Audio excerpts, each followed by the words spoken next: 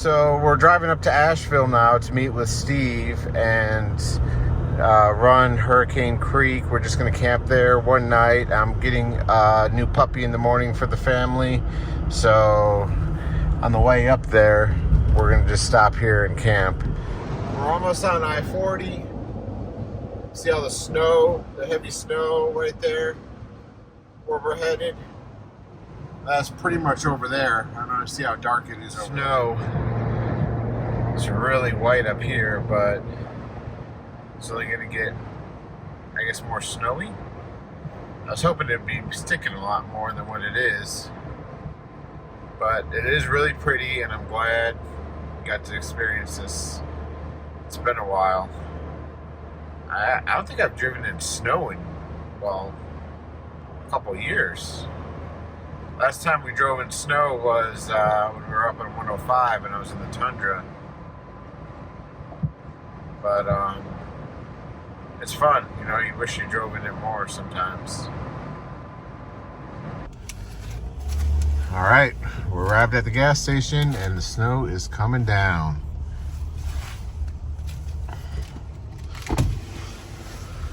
What up? Let's go.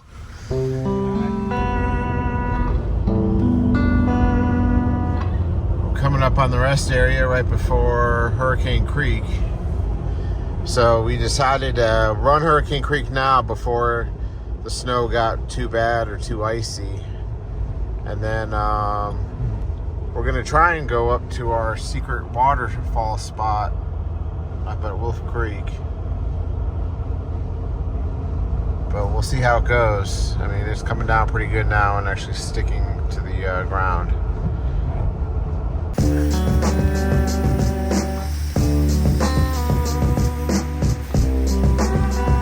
Well, we're here at Hurricane Creek. Snow just started really coming down. So let's see how this goes.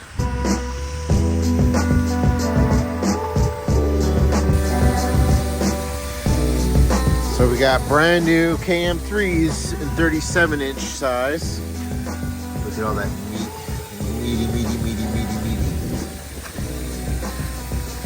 First trip with them. I just put them on this morning.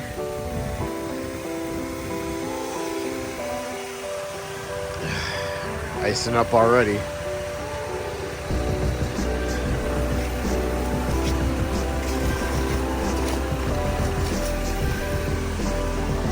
Icing the snorkel.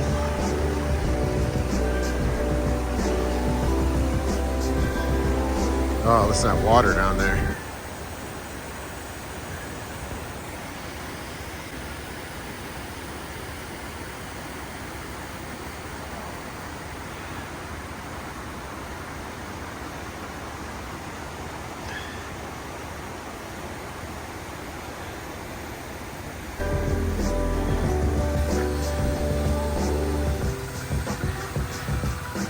Steve got these real LP9s for a steal on Marketplace for like 600 bucks. That's such a steal. These things are so expensive, but they are so nice. The light output on them is crazy. You got AV snorkel installed. Man, listen to that water down there. That is crazy. But yeah, you got those installed. Just barely cleared the tow hook there too. I like that idea though. I want to get real ones. We got some Squadron Sports up here. Reverse too. Nice. All new.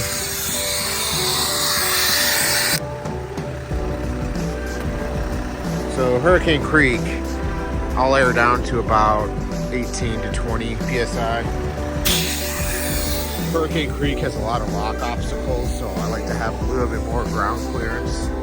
So 20 PSI on this is really, well now I'm on 37s too, so it shouldn't be that much of an issue.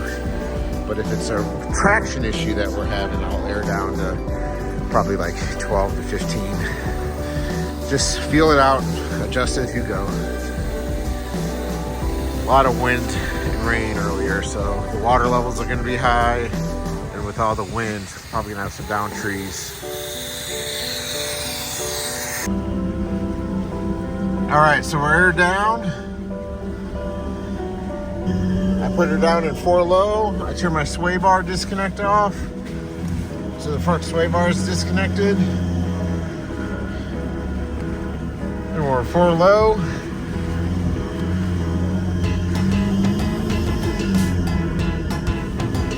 Let's go. It's not bad at all. All right, after you.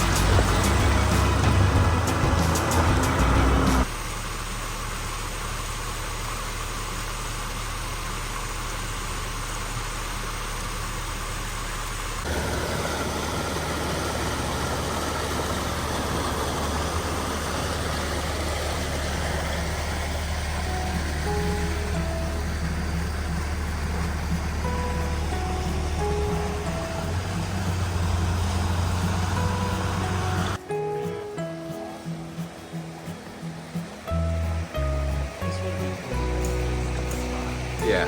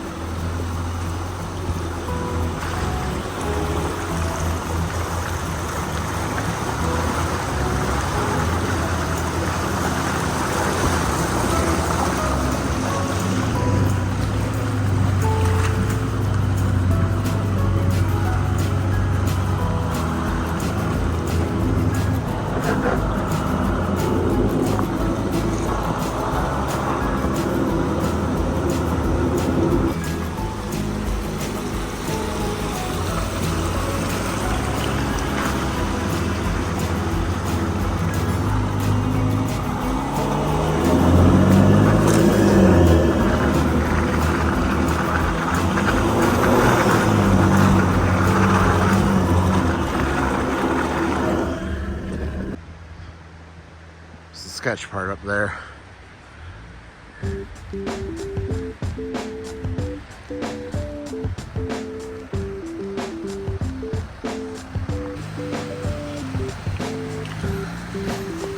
You got it. You got it.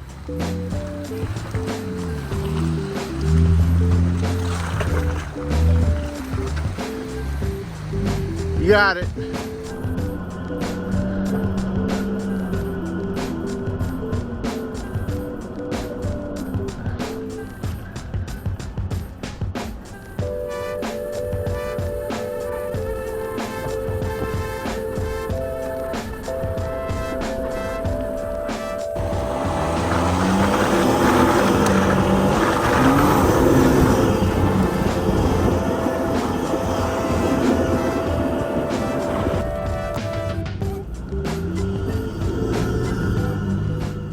snow kept falling harder, and we continued up Hurricane Creek Trail.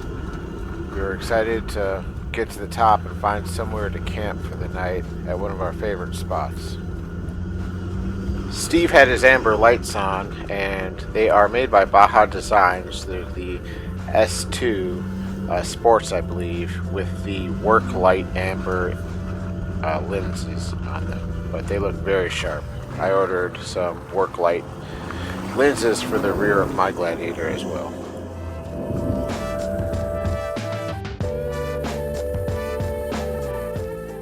This uphill climb has a washout rut that runs down the middle of it. With all the snowfall filling it up, it was very difficult to navigate the off-camber spots. Having your sway bar connected at this part really helped out with the tip over flop feeling that you get.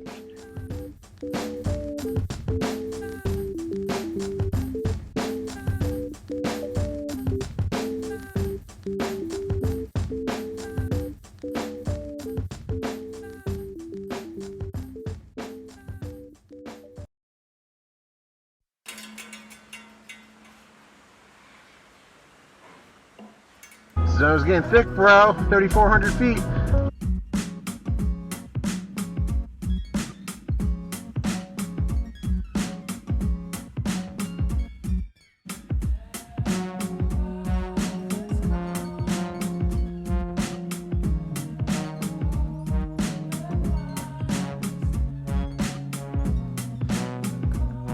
I don't remember anything else technical on this part of the trail.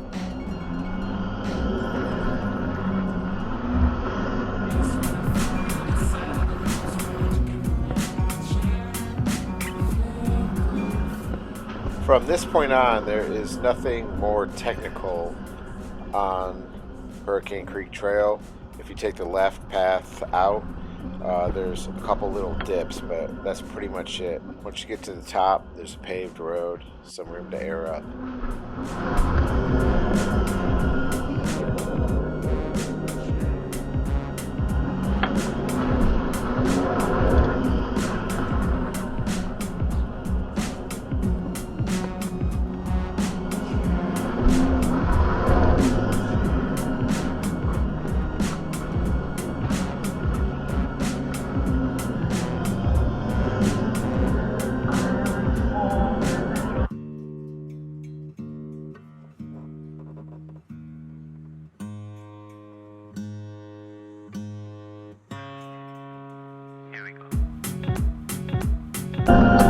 This is the top. Should bring us past Max Patch to Wolf Creek.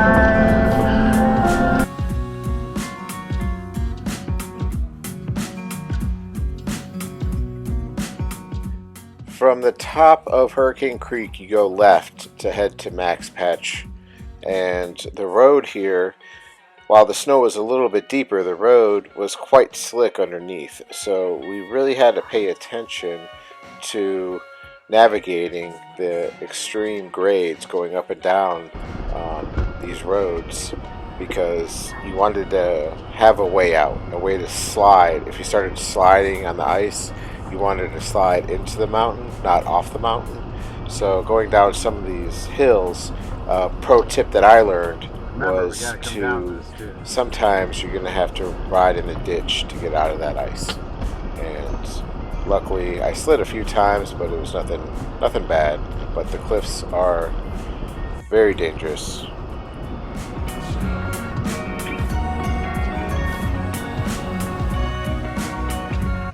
You didn't bring your chainsaw? You forgot. I told you to bring your chainsaw too. We've been dealing with frozen door handles and frozen alucab compression locks this entire trip. This is movable if this is the only one.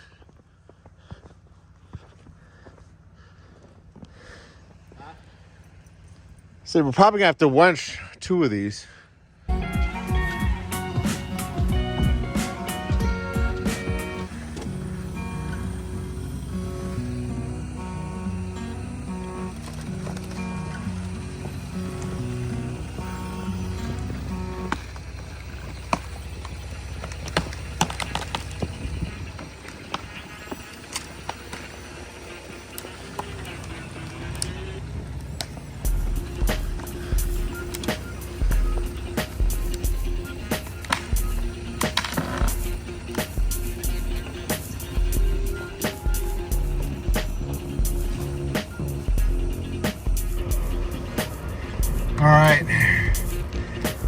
is 7 o'clock. Let's get to camp, man. So we just had to clear this huge tree. Which I don't have my... Just cleared this huge tree. Hopefully there's no more, man. Right here I got to try out the trail turn assist that was first brought out in the Ford Bronco, and the aftermarket plug-in for your Jeep, the Taser, has a feature that turns this on. So it's pretty cool. On mine I have it programmed to the start plus button or whatever on the steering wheel, and you press it, you have to be buckled, lock the wheel and hit the gas, and it'll lock the back tire of the direction that you want to quickly turn around in, and kind of pulls you around. Pretty cool feature.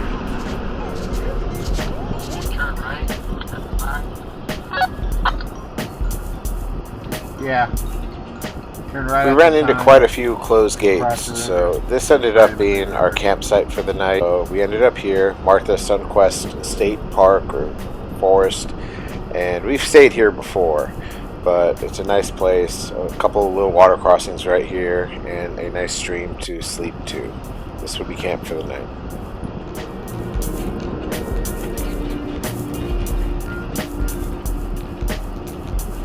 We got up at about 6:30 in the morning before the sun came up, and we already were packed up from the night before. So we were trying to make it on time to get out of here, but obviously that never happened. But we headed on out and try to get back to the main road. To get back to the main road, we had to go up and down some very steep roads. The actual paved roads were in worse shape than the gravel roads, but as you'll see in the next couple of pictures here, there were some very steep drop-offs, and everything was extremely slick from the cold temperatures from the night before.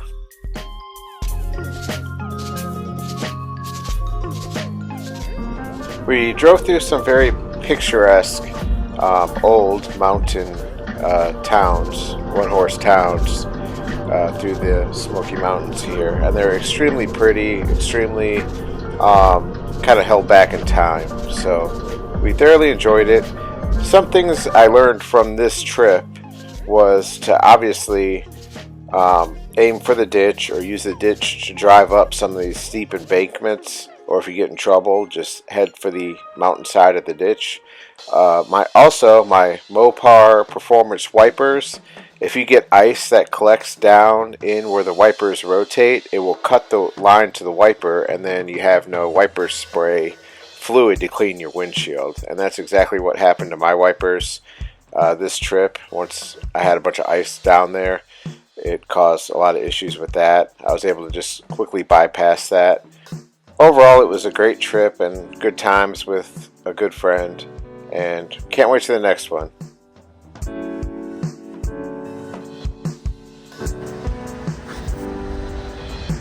Well, it's about 8 a.m. We are all aired up, about to head home. A bunch of snow plows just went by us, and we're getting more weather alerts for snow. It's not icing up, but it's still coming down pretty good. Thanks for watching. Please like and subscribe if you want to see more cool videos like this and Jeep reviews. And we'll see you in the next one.